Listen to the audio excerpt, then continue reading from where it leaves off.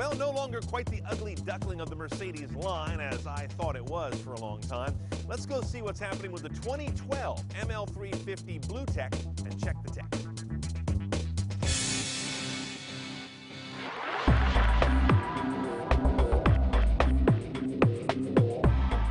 The ML gets a major restyle, as you can see. Its cabin, though, is still about the most luxurious in its class. The lack of a third row is going to irk some buyers. There's no longer a hybrid or a V8, but the smart pick is this 3-liter turbo diesel. Inside, the technology load is solid, but a few things are missing in an insulting way that are a hallmark of high-end German cars.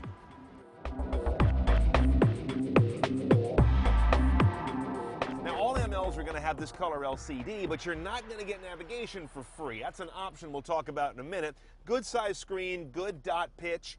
It's not a really wide aspect ratio like BMW, their arch rival, nor as big, I don't think, as a Lexus, but it's a decent screen.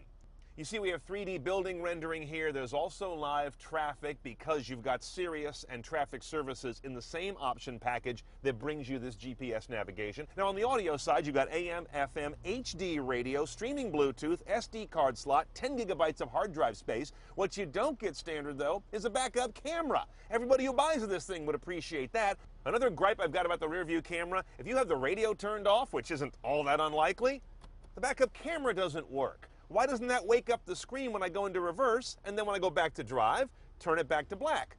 Another operational gripe I have is seat heaters. You got to turn these seat heaters on with a micro switch toggle. Turn the car off, go in the grocery store, come back out on some frigid day, and your seat heater resets back to ice cold. They're basically tracking the logic of seat heater to, let's say, rear defroster, which resets every start cycle. Why wouldn't you tie that to the HVAC? That doesn't go back to zero every time I turn the car off. Nobody would accept that. So Premium 1 package has a lot of stuff you're going to want, from camera to better voice command to enhanced input options. $3,600, kind of chunky. We also have Premium 2, which rolls in Premium 1 and more and goes to $5,370 additional. That gets you this Logic 7 Harman Kardon rig, the keyless go technology, and some fancy lights under here and in the door sills I could live without.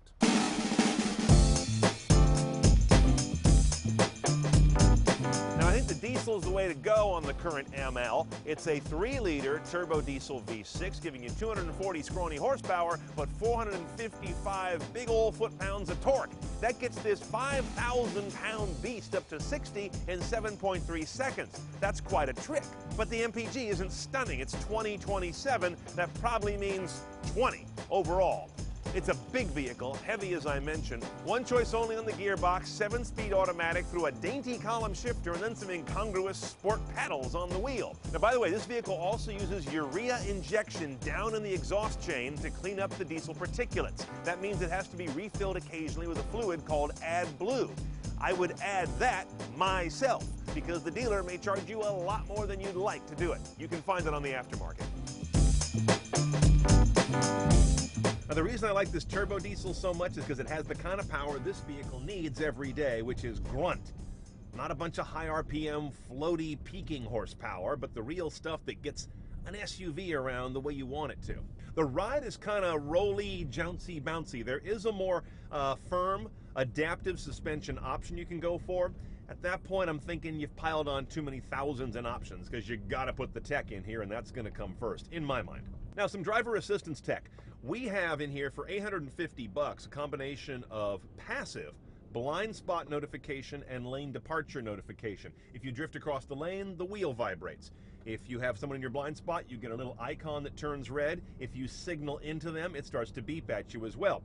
Go up to about $3,000 and those become active technologies that will prevent you from drifting or lane changing into someone. It's a big delta in cost. I think I'd stay with the passive stuff.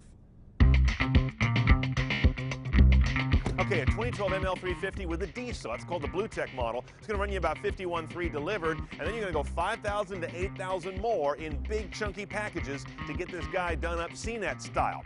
It's definitely the class leader for luxury and comfortable ride. If you're looking for sporting, you're looking elsewhere.